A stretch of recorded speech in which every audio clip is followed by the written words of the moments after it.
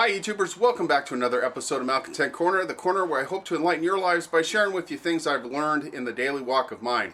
Today I'm going to be addressing the door check on my 1997 Chrysler Sebring convertible.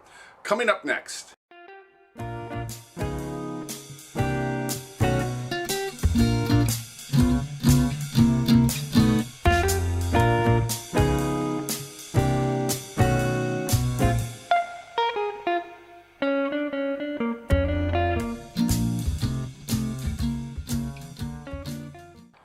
Welcome back, folks. So the story is with this car was actually my wife's car. When I first started dating her, this was her car. She doesn't like the car anymore, though. She has moved on to the Cougar, which if you watch some previous episodes, I've done some work on. She loves that car. The story on that car was it was actually her folks' car. The dad crashed it. It was totaled. They gave it to me. I fixed it up, put it on the road, and she loves that car. So much so she doesn't care about the Chrysler at all. I, however, have fallen in love with the Chrysler. But one of the annoying things that this car has had since day one, since I've known her, is the door check on the driver's side of the door. It clacks really loud when you go to open and close the door. And finally it was like, you know what? I've had enough of this. I'm going to repair it. So let me take you outside and show you what it's doing.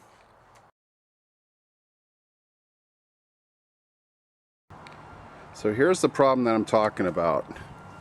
If you listen to that door check, when you open and close the door,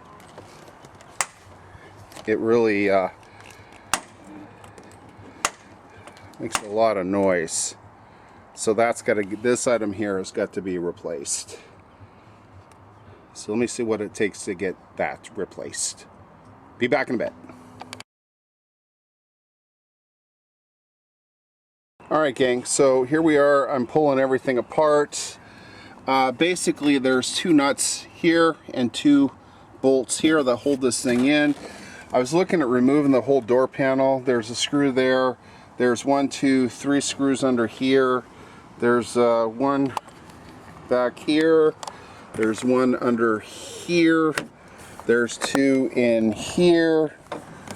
And this actually clips, there's a little lip on this plastic here that goes down into a channel on the inside of the door to hold the top in. I was looking at pulling this whole thing out, but in removing the speaker, and this was already punched in. Sorry here guys, it's moving around.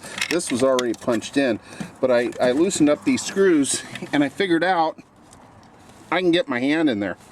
I can get it in there enough to at least get the old one out. Now fishing the new one in might be a little bit more of a problem. Because the panel is loose, I can always move some stuff around now, but I don't have to remove the whole panel to, sorry there, it's all flopping around on me, but I don't have to remove the whole panel. So, yeah, I'm going to try that real quick and see what comes of it. So, let me see what comes of it and I'll let you know.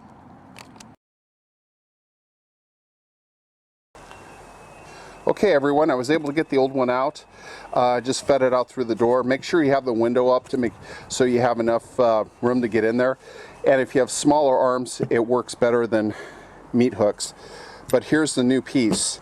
So I'm going to put that in and see if it quiets this door down quite a bit.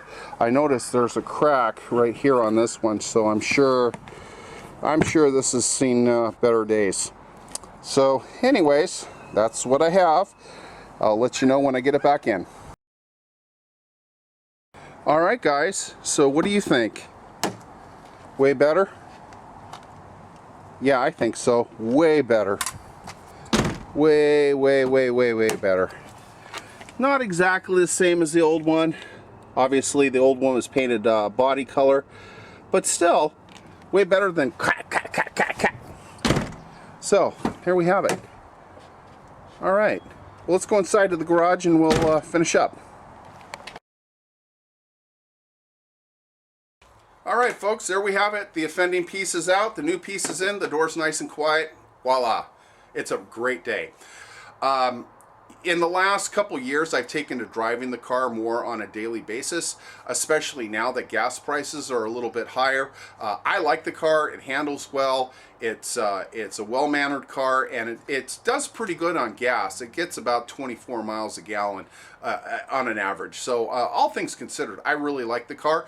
But again, you know, that clacking noise finally just got to the point where it's like, okay, what can I do to fix this? And looking at it, it really wasn't that hard of a job.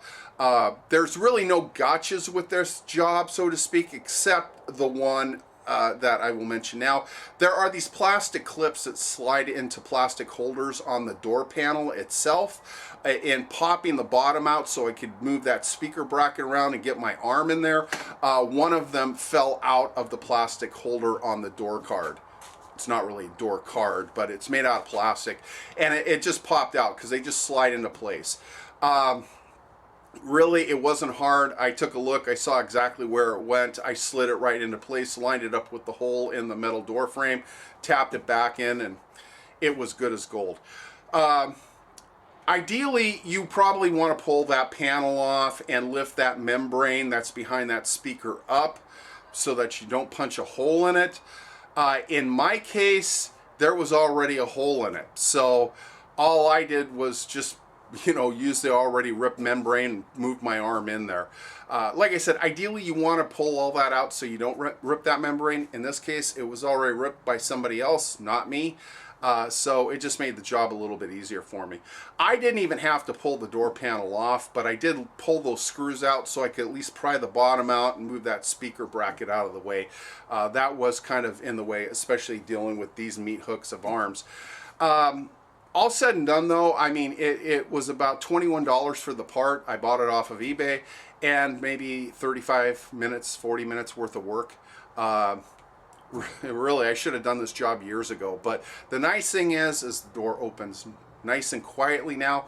Anyways, that's what I have for you here on this episode of Malcontent Corner. I hope that this helps you out a little bit. If you happen to have a Sebring that's making that kind of clacking noise, go out, buy the part. It's really not hard to do, to replace. It's pretty cut and dry. So, as always, thanks for listening to me talk. I hope to see you back again here in the not too distant future. So until then, please take care of yourselves, and we'll see you later. All right?